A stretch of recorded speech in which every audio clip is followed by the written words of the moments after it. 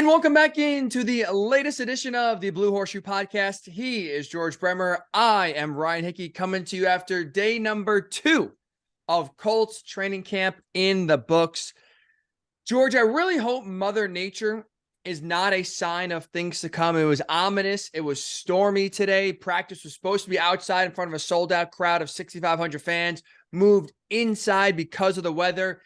And look, I hope dark, ominous storm clouds are not in the horizon here going forward for the Colts and their contract situation with their star running back in Jonathan Taylor. Since the last time we were on this pod, things have turned. Things have gotten, we'll call it, ugly.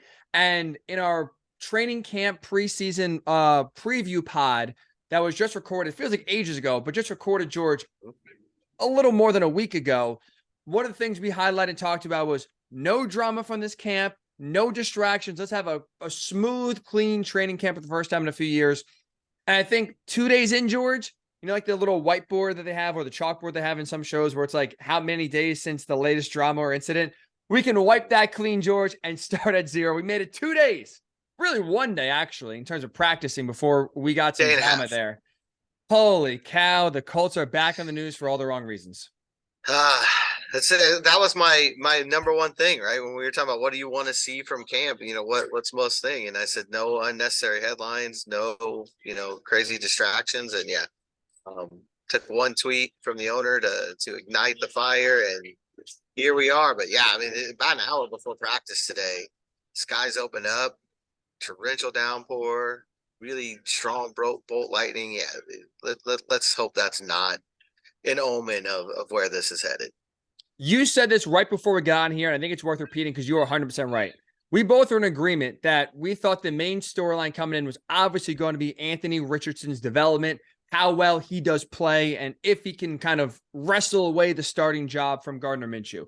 We thought no way in hell anything will overshadow that. And as you said, George, correctly, Jonathan Taylor and his contract situation absolutely has overshadowed even the number 4 overall pick, the rookie quarterback, and his development so far early in training camp. JT is the story. So in case you missed it, if you're not on Twitter, live under a rock, and you don't know what started this entire thing, Jim Irsay, which no good things come, George, with Jim Irsay tweeting. That is a fact, and it just played out in front of us here lately. So we recorded this on Thursday. This tweet was put out here on Tuesday evening, of course, a few minutes after the pod, or I guess a few hours after the pod was released. This is Jim Irsay talking about the running back situation from his own personal Twitter account. Quote, NFL running back situation.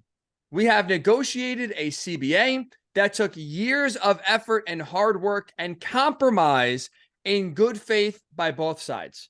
To say now that a specific player category, he's talking about the running backs here, wants another negotiation after the fact is inappropriate.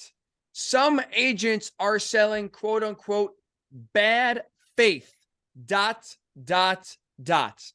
Yeah, Jonathan Taylor's agent responded to that. It's bad faith to not pay your best player.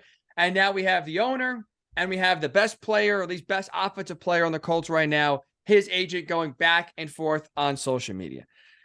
George, this is what I'll say. Jim Irsay is an idiot for tweeting this. The timing could not have been more poor. He's also not wrong. Again, we've talked this on the pod. I think Jonathan Taylor should be paid. Run the damn ball hat, wearing it every day until JT gets paid. I'm trying to fight the good fight. Looks like I may be wearing it for a longer time than I thought here. That is for sure. It looks like my prediction of him getting a new contract by week 1 does not seem like it's going to come to fruition. But we've talked about running backs, at least on a whole, I think should be taken by a case-by-case basis. I think Jonathan Taylor, for me, is in a different situation than Saquon Barkley, who did not get a deal from the Giants, or Josh Jacobs, who did not get a deal from the Raiders, and a few other running backs that are trying to get paid that haven't. I think the Colts should pay Jonathan Taylor. If it was me, I would pay him. But again, on the whole, we've talked about running backs getting paid or not getting paid is the right move, has proven to be the right financial decision going forward for most teams. Your biggest takeaway, your biggest reaction to Jim Irsay's, I don't say lambasting or taking a blowtorch, but basically doing that to the running back position and trying to basically take out any sort of leverage or any sort of wind out of their sails they're trying to put here. Your biggest takeaway to Jim Irsay's tweet is? It's unnecessary. I mean, it's exactly what I was saying. Avoid these unnecessary kind of squabbles and headlines, and it was unnecessary. Apparently, and in all likelihood, it was a response to the Najee Harris story that broke. Harris talking to the reporters there in Pittsburgh about what they were discussing on the running back Zoom call, and one of those things was basically the franchise tag. They don't like the fact that it's so low. I think it's a third lowest. I think maybe kickers and safeties are the only ones below them. Tight ends might be. It's in that neighborhood, but it's around 10 million. And it's giving a position that already doesn't have a lot of leverage. It's even making their stance even worse, because now you already had to deal with all the things that you have to deal with, the devaluing the position and the depressed market. And teams can now hold this franchise tag over you, which is really, really low. So that's where the initial tweet came from. But you've got to know when you send something like that out and your running back is in negotiations, how it's going to be taken, how it's going to be taken by his agent. And it opened the door for his agent to now try to, let's be honest, some of this is a show. There's real anger. There's no question about that. There's real anger and there's, but some of this is a show. The agent's job is to drum up interest, either drum up a market for him, and by going out there and responding to Ian Rappaport's tweet with "I doubt it" on whether the relationship can be fixed. That's telling other teams to come on in and make offers. So you either want to draw up a market or you want to draw up fan support, and that's what he's trying to do. On the latter, it's failing miserably, at least from what I can see on Twitter. The fans are not supporting the agent in this. They're not supporting the owner either.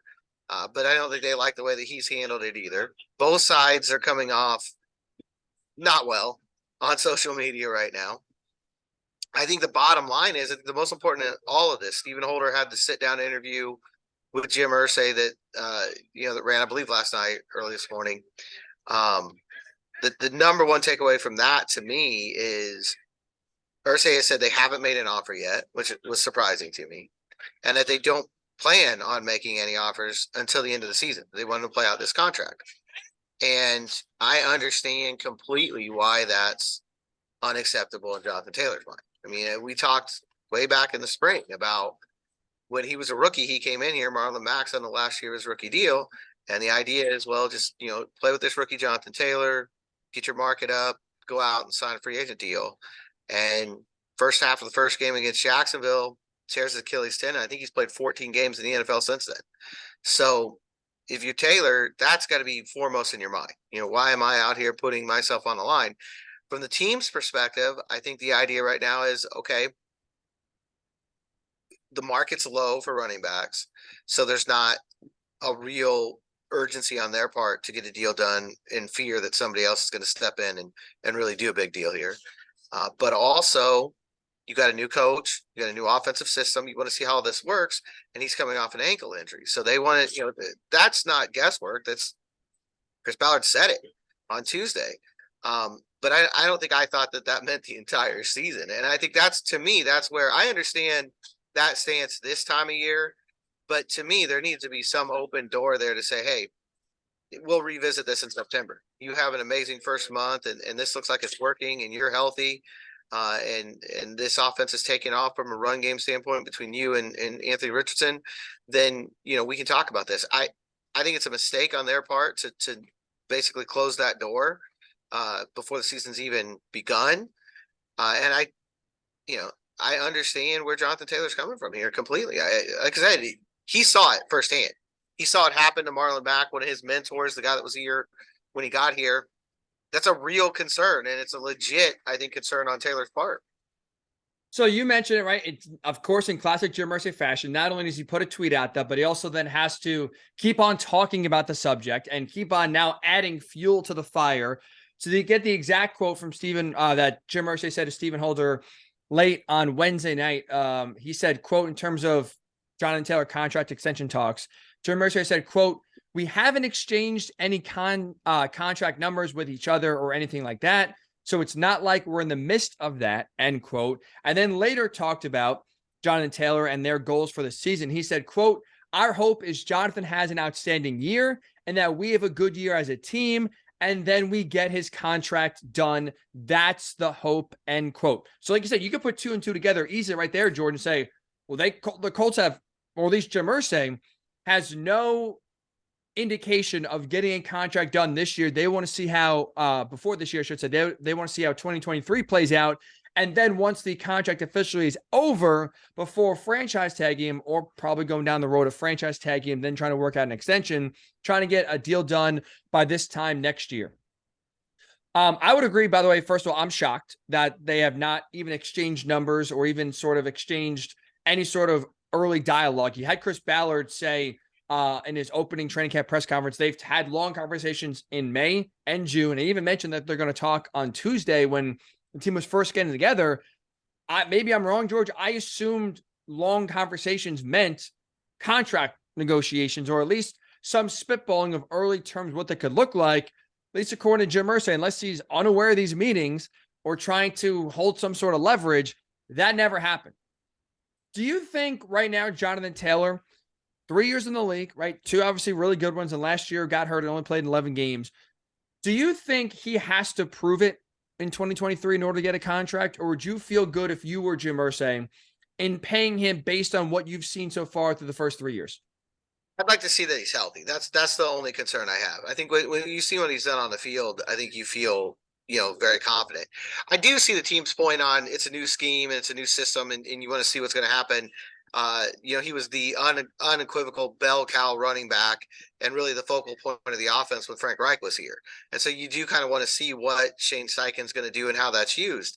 I just don't understand how that's going to take more than a month or maybe even 2 months to understand how that's going. I mean, to me, you don't need the full year to get that feeling. If he comes out and he rushes for 500 yards in October, are you really going to sit there and think you need to see more? I mean, once October rolls around, he's already at the 500-yard mark.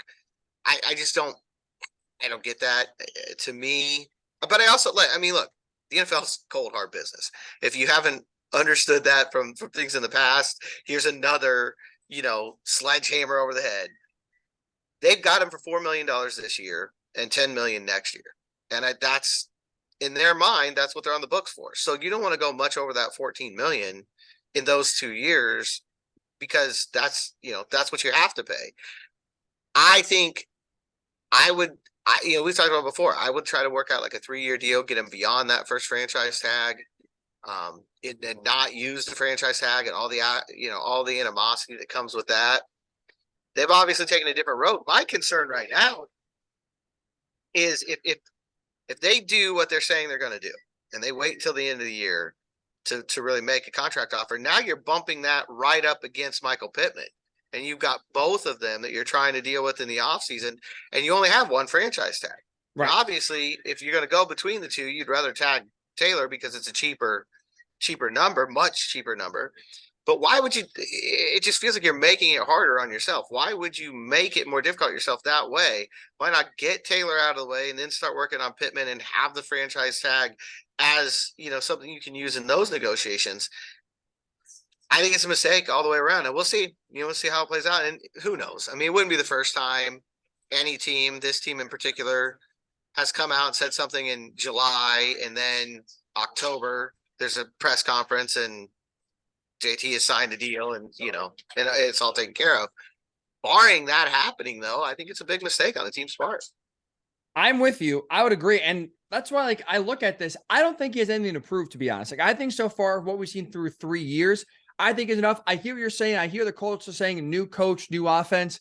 But at least if I'm Chris Ballard, Jim Irsay, I feel like running back is a position where it's pretty easy to know how a guy fits in, because you're going to know how Shane Steichen plans on using a guy like Jonathan Taylor. Those are conversations that have been had. So it's not like you're going to go in blind and you're going to go into week 1 saying, gee, I wonder how many carries Jonathan Taylor is going to get. You have an idea. I'm sure Shane Steichen had an idea the day he interviewed for the job. I'm sure one of the questions and talking points is, how are you going to use, right, the weapons we have on offense? And especially once you get the quarterback and Anthony Richardson, then I'm sure the conversation really elevates to, okay, now you have the quarterback. Now you said you're going to start to build the offense around Richardson's game. How do you plan on using JT? They already know, I think, now how he's planned on being used. I get what you're saying. You want to see if, make sure he's healthy and make sure he gets off to a good start to the season. But if I'm Chris Ballard, I would feel personally comfortable right now with giving JT a contract just from basically what he's done the last 3 years. Like you look at it, George, right? Rookie year, Been huge. over 1,000 yards. 2021 led the NFL in rushing and touchdowns, almost had 2,000 yards rushing in 2021. And I know last year was a disappointment. 11 games, 861 yards. But if you dive into that 861 that he had last year on the ground, George, that is an average, let me just pull it up here, of 78.3 yards per game. That was 5th highest in the NFL last year. So even in a quote-unquote down year for Jonathan Taylor, he was still a top 5 running back in the sense that when he was on the field and healthy, he was producing and still playing at a really high level. So when you have that so far working with you, where he's produced basically every single point he's been asked to, again, the injuries are not ideal, but he's 24 years old. You give him a 4-year contract extension right now, you take him to age 28, that is really around the age, George, we have seen running backs fall off a cliff or start to decline. Lock him up now. He's 24. Again, we've talked about a lot of these running back contracts being front loaded with guaranteed money anyway. And that's always the biggest fear for teams is giving running backs guaranteed money, them falling off a cliff, not playing well, and then you owe guys money. The earlier you do it, the earlier Jonathan Taylor gets back on the free agent market, and the less risk there is now of this contract blowing up in your face. I don't think he's going to be Todd Gurley 2.0, where he just completely falls off the rails in like a year and he goes from one of the best to one of the worst. I think it's, for me, it's not even really a risk. If you're the Colts, I think it absolutely makes so much sense. And for whatever reason, I'm just going to say Jim Irsay speaking for Jim Irsay. I don't want to say he's speaking for Chris Ballard, but at least in Jim Irsay's mind, that seemingly is not even a conversation, not even a thought. They want to see JT prove it in 2023. I think personally, that's a big time mistake.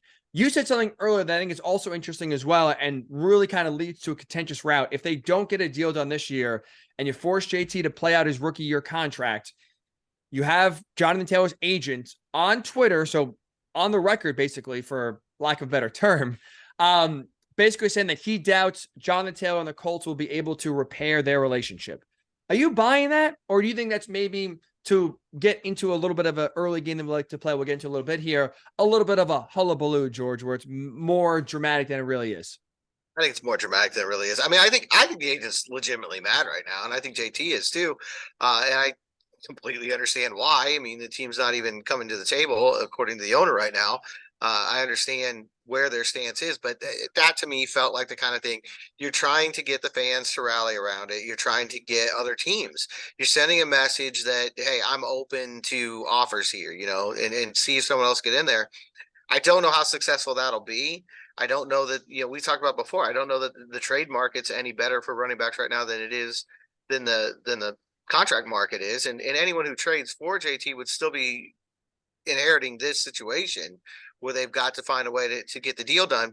There may be a franchise out there that has that idea that they could get him signed to a number that everybody agrees with, but can they find compensation with the Colts that will be satisfactory? So, I think it's more drama than anything else. I think it's it might even be an effort to try to bring them to the table right now, to get them to make an offer. I don't know. But I don't think it certainly wouldn't be the first time we saw an agent say, this guy will never, he hasn't gotten to that point yet, but we've seen agents say in the past, this guy will never play in this city again. And then a few months later, everybody's happy. And I compare it, I think I said this a little bit yesterday, I compare it to like, when your brother or sister's going through a breakup, and at that time they're just bad mouthing their significant other. If you agree with them, then when they get back together, they're all blaming you. Same situation. I mean, it's the same thing. You just kind of sit back and watch, and it's ugly right now, and it's a distraction that doesn't need to be here. But we'll see how it plays out in the end. It either ends with him getting an extension, and everyone will shake hands and pretend that this never happened, or it ends ugly, and if that happens, the team will take some rightful hits as a result of it. I'm just confirming. Okay, that was false. A classic Twitter rumor that I should have investigated before we got on the pod, but I saw someone say he deleted all his Colts posts from his Instagram, kind of doing the a la Kyler Murray. Yeah. Did not happen. That's not the case. That is still Colts posted. But you're right. We all, whether it's Kyler Murray, whether it's Lamar Jackson, we've seen plenty of examples in all sports, but especially football. Things get ugly, things get said, and all of a sudden, George, the contract's on the table, money heals all wounds. In the NFL, money does buy happiness. I don't care what they say in life. In the NFL, when It guys look does. for a contract, right? It All will be absolutely does. forgiven. And I could definitely see a little kumbaya with JT, his agent, and Jim Irsay if there's a big time offer on the table this Oh, year, yeah. next year. I don't think I'm with you. The relationship is definitely repairable. Right now, you want to send a statement and you want to try to get some leverage. So I get why if you're Jonathan Taylor's agent, you say it's done. Like this is going in a bad direction. You want to try to force some friction. And like I said, force them to get to the table, force them to feel bad. It's all leverage. It's all a ploy to get paid. I respect the efforts, but I'm with you. As soon as that contract is there and it meets the standards for both sides, and they agree to it, Yeah. all be forgiven, all have smiles, and so forth. One And more they'll have question. nothing but great things to say Yeah. about each other. All respect. I knew it was going to get done in the end. Never doubted it. Loved the Mhm. team. Never wanted to be anywhere but here in Indy. I mean, George, we can basically just do the press conference now. Yep. That's 100% the way it goes every time. My question Last, now is how long does this last? Like the pup situation, if how long is JT willing to, sort of hold in, I guess, on this, and how long is the team willing to play along? Is there a point here, in the next month or so where there's a push one way or the other? And it's going to be really interesting. That to me is the next big thing to watch. When is he on the practice field? Shane Steichen did say today they expect him at some point to be out here and playing, and that he's part of the plan. So, that's the next marker of this. That's the next. Sorry, Chris Bauer riding by on a golf cart. Just trying to. That's the next marker that you want to reach here. Chris zooming by. You didn't want to stop on the pod, huh? Probably good for him. I think he's on the way to national media somewhere. It looked like, but yeah, definitely didn't want to stop on the pod. That's for sure. Chris, we wouldn't talk about anything. We just talked about how your summer was, just ask you how the hair is doing with the muscle. He's got big biceps. I mean, obviously He everyone knew does. that, but I want to know his biceps. He does. That's for No, sure. there's no question. If there's like a battle royal among GMs, the Colts are well positioned. Does he ever go sleeveless during training camp? I mean, that's obviously the time. Does he ever walk around there, maybe cut off shirt, maybe no shirt, get a little sun? I've seen short sleeves, but I can't remember no sleeves. I can't remember that happening. Pretty boss move. GM of the team, just walk around training camp, sleeveless, maybe even shirtless. Flex on them. Yeah. What have you been doing this offseason? I'll show you what I've been doing. Look at these guns. Exactly. I don't know. We'll see. Maybe when JT's agent shows up, he'll go sleepless. Who knows? You know what? You're not wrong about that. Nice little intimidation tactic. Could work for sure. I think it's a fascinating question because, like I said, we've never really seen something like this where a player. Again, I could be wrong here. I'm not reporting anything as fact. It's just my opinion and my guess that he is this is more of a hold in without getting fined situation than he actually is on pup because he's actually still reeling from the ankle surgery. For me, my concern, I guess I don't really have a concern timeline-wise for two reasons. Number one, I think running back is the easiest position to where if you miss a large chunk of time, it's easy to kind of get back in the swing of things fast and build continuity and chemistry faster than quarterback or receiver or DB. I think it's very easy to get into the swing of things. So I'm not too concerned. I don't really have a cutoff date of he better be back here because he's got to be, you need 3 weeks of practice to get ready for week number 1. I think honestly he can hold out or be on the pup list all the way till basically the first week of true practice, getting ready for week number 1 when the season actually rolls around, and he'll be fine. But also too, I don't think he's going to hold that, miss a game. I don't think running backs, it benefits them to miss actual game checks because I think at the end of the day, that's going to be held more against you than it will be, help you get a contract quicker and faster. If he's on pup, let's just say, and is not activated before the season starts, or if he is, but still is, holding out on the injury and misses the first few games more, again, as a silent protest, I think if you want a contract extension at the end of the year, they're going to look at that and say, you missed 6 games last year. You started this year on pup. How do we know that you could, withstand, 2 straight seasons without getting injured?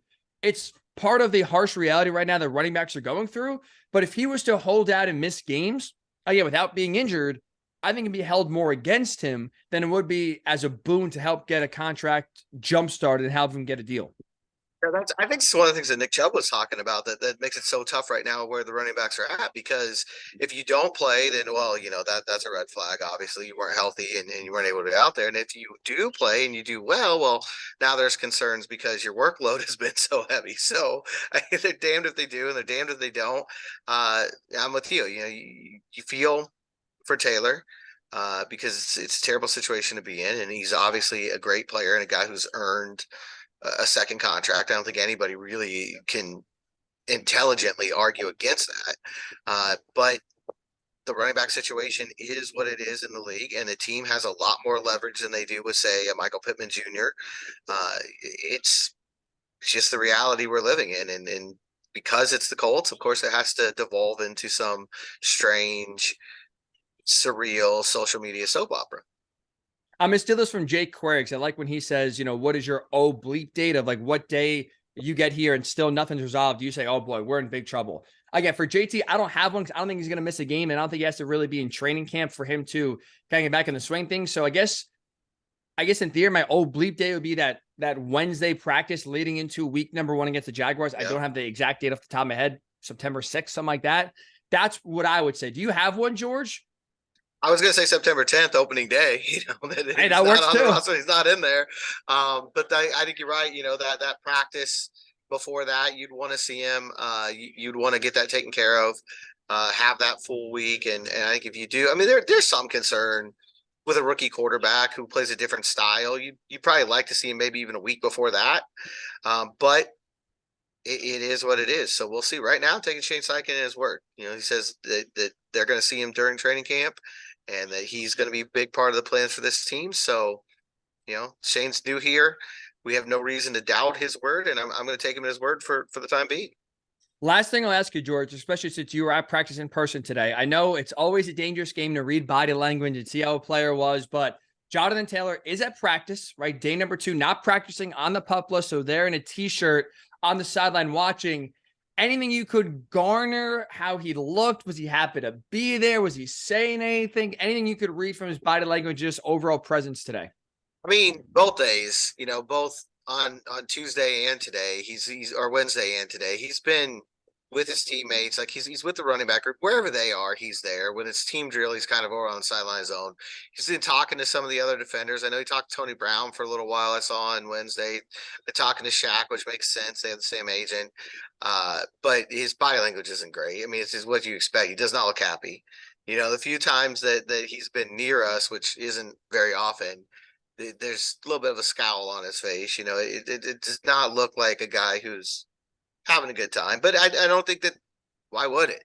I don't know that that's anything other than what you would expect. He's here. He's around his group. He's around his team, and they all say, and they see a lot more of him than we do. They all say there's no difference in him right now. It's the same JT. That he's being a pro. He's the same guy. He's always been, behind closed doors. So. Again, it's one of those things I got to take at their word. I'm not there, when they're eating dinner. I'm not there in the hotel after practice. So to us, his body language is different on the field, but that could, like you said, it's dangerous. It could be about the contract, and it could be about not being on the field. Like, he's a guy that loves to play football. So, yeah, he seems angry, but what he's angry about, still open to interpretation until he wants to speak on it. And that's also, I think, adds to the drama as well as the Colts. I think it was the Colts themselves put it out, or someone put it out there that said he's not going to talk to the media until he's off PUP. So we'll see him every day, George. He won't be talking much. We'll see if his agent continues to talk for him on social media. We'll see if Jim Irsay continues to dig himself deeper in a hole here with every single tweet he puts out and every single interview he does. But at least on the record, he is saying that right now there's been no contract extension offered, even just offered, let alone discussed about, and that his plan is JT plays this year, plays well, and they get the contract done next year. So Irsay, at least right now, is standing his ground that he's going to play out his rookie year deal, the 4th and final year of his contract, and they're going to regroup after the year and talk about the best player on offense's future right now for the Indianapolis Colts. All right, George, at least on the field, JT is still in the mind. Even though we're trying to go to the guy people care about, Anthony Richardson, JT is still front of the brain here. He's on top of the list, man. He is.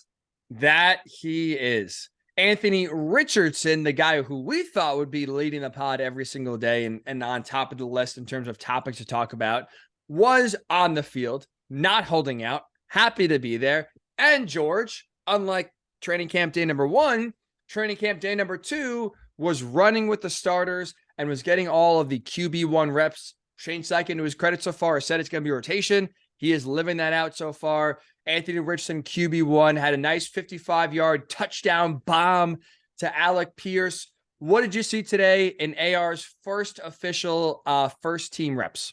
No, first of all, his body language is very good. He's very happy to be here. Very excited around his teammates.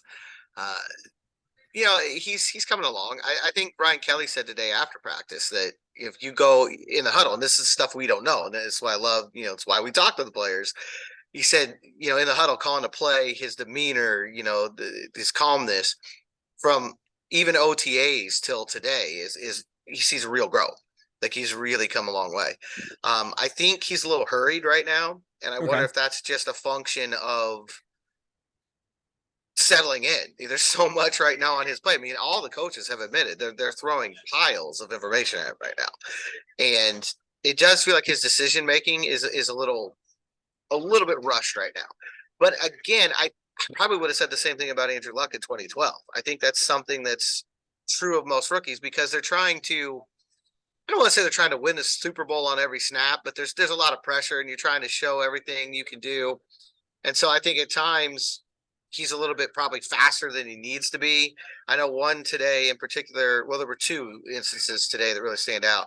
He had a receiver, like right after the snap out in the flat, and he kind of forced the ball out there, and it ended up getting knocked down, and it's an incompletion. And you think, maybe there was a better option there. Maybe that's a time to hold on to it for just a second longer and, look around the rest of the field. But there was also an RPO where he handed the ball off, and you could tell as soon as he turned the corner, he realized he had nothing but green in front of him. And it was, he kind of, his body language there was obviously, I should have kept that one. But I think I don't know that that's out of the ordinary. I think that's what you would expect to see, that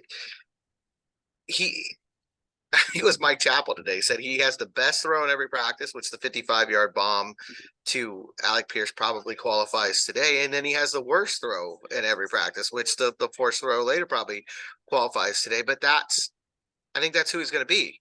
I think we know that right now. His whole goal right now is to get to that consistent nature. And this was another practice that was really run heavy. In 7-on-7 drills, he had 5 attempts, or 11-on-11 drills, he had 5 attempts. So it's not like he was throwing the ball over the field. You got a really big taste of it. It is what it is. The touchdown came in 7-on-7. And so there's a caveat there. He held on to the ball for probably about 6 seconds. You wonder in a live game, would that happen? Doesn't matter. He made the right throw in that moment. He did what he did in that moment. Good moment for Alec Pierce as well, who probably learning that he can't outrun this quarterback. So go deep. But there's still growing pains. And I think there's going to be. I think today's a huge step for him. You go out there and you take the first team reps and you look like you belong. And Steichen also said, that he's where they want him to be right now in terms of his knowledge of the offense and his command of the offense, which I think is going to be the biggest. Those 2 qualities are probably going to end up being the biggest factors and whether he starts week 1 or not. How well does he know this playbook and how well does he command the offense on the field? And right now, Shane Steichen says those 2 are where they want them to be at this point. Are they where they want them to be September 10th? Probably not. But, that's what training camp is for. Right. Absolutely. And that's, I think, part of the reason why if you're the Colts, you have to do everything possible to have him start 17 games this year, because it's like, hearing especially how you're talking about him, especially, him with the first team reps. And I like the fact that you kind of like, he's trying to win the Super Bowl in every rep.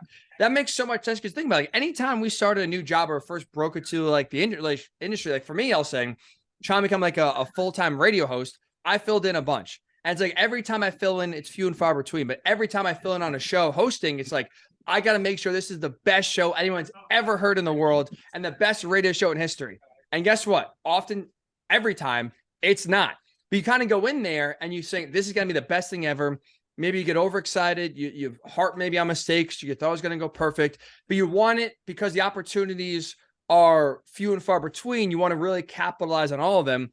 That's why here and now, when you kind of talk about Anthony Richardson almost pressing a little bit and trying to make every perfect play and every big time throw, I think also giving him as many reps as possible almost lessens that angst of just like, okay, now it's normal. Now it's, you realize you're going to have in any given game 30 throws. So you don't got to have to hit a home run in every single one. And almost in a way, just by allowing him to start 17 games, you just lessen, I'm sure, the internal pressure to make sure everything is perfect, everything goes smooth. And also in doing that and relieving the pressure helps him play loose, helps him be himself, and helps kind of get into a groove and become more of the quarterback the Colts hopefully is going to, develop into. Absolutely. And I think that's what you want to see develop out here in training camp. And I think we will. I think as the days go by, you'll see him just selling more and more and more. And I agree with you 100%. I think today is your first day with first team in training camp. That's different than OTAs. That's different than rookie mini camp. If you're not amped up, I would be more concerned if he was not amped up today, if you didn't get that. I think he's always going to be a guy that they need to slow down a little bit. I think he's always going to be one of those guys that wants everything he can possibly experience out of every opportunity. And so again, if I'm a coach, if I'm a coordinator, I want that from my guy. And the last thing I'll ask you here, George, especially since you've been to OTA's, been in mini camp and now training camp. I get it. They're in t-shirts again and helmets. So they're not doing a ton of actual real football work and it's not true game situations. Was there anything you could notice different, improved from Anthony Richardson today with the ones compared to what you saw kind of earlier in the spring at all? I think he's a little bit crisper in everything he does. I mean, like I said, it's probably moving a little bit faster than it needs to for him right now. He probably needs to slow down a little bit, but all of his movements, like his fakes and when he does keep the ball, all the handoff on the RPO, those kind of functions, those little details, they all seem a little bit more crisp than they were in the spring. And it's another thing that I think you're going to continue to see grow. He's just getting more and more. It's getting harder to tell whether he kept it or gave it away. I think that's what you want to do there. So you're seeing that process grow. Good. And that's obviously clearly want progress. That's all we ask, right? That's kind of what we talked about expectation wise.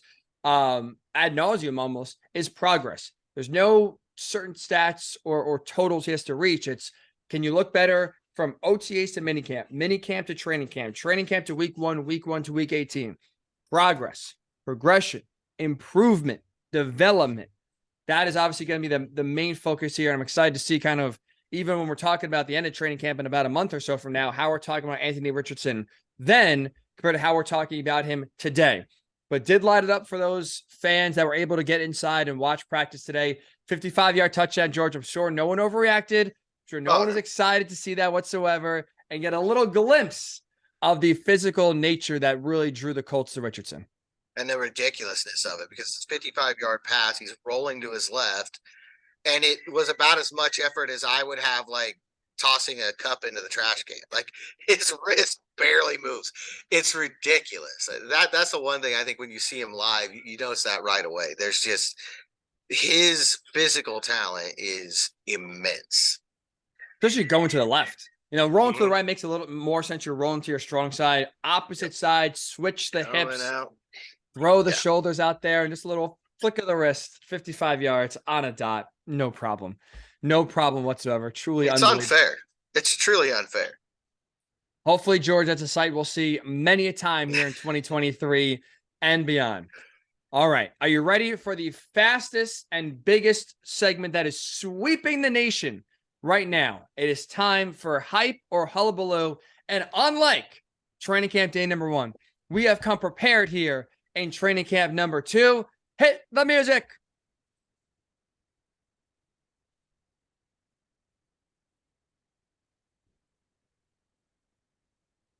It's time for Hullabaloo. Wow, I do say, let me just say, George, that was a tremendous voiceover by whoever did that. No idea who it was, but that was deep, sultry. Oh, man, that's a man right there. I'm blown away by that voiceover.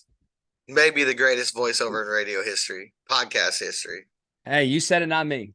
You said it, not me. So we talked a lot about Jonathan Taylor today. We talked a lot about Anthony Richardson getting first-team reps today. Let's talk about, George, a topic and a position we have not hit on today. That is corner. Obviously, as we know, it's a big-time position because it's going to be a huge battle. Julian Blackmon, Juju Brents both missed day number 2 as well after missing day number 1 with hamstring injuries. So even more opportunity for others to shine in getting reps. George, you were at coordinator media availability yesterday. That's Wednesday. Today, obviously, was day number 2 of practice. A guy that's been getting a lot of hype and a lot of, so far, credit early on from the coaches has been Dallas Flowers, as he does fight, trying to get one of those corner roles. So let me ask you this, George. Hype or hullabaloo? Dallas Flowers will be the Colts' Week 1 starting corner. I'm going to go hype here just because, he's a guy I mentioned when we were talking about the competition. But at this point in camp, you've already been called out, gotten a shout out by the general manager and the defensive coordinator. Pretty good position to be in a wide open group. Without Juju Brents out there, we feel like he's the other guy, but it's hard really to get a grasp yet on where he's at. Flowers is another one of these guys. The only difference between him really and the 3 guys that they drafted this year is, 1, he's older, but 2, he's an undrafted guy. And I think if he was one of the 3 rookies this year, we'd be talking about him the same way. He's got the same size, the same length, the same athleticism. All the things that we talk about, those 3 guys they drafted and how they fit Gus Bradley's system, are also true of Dallas Flowers.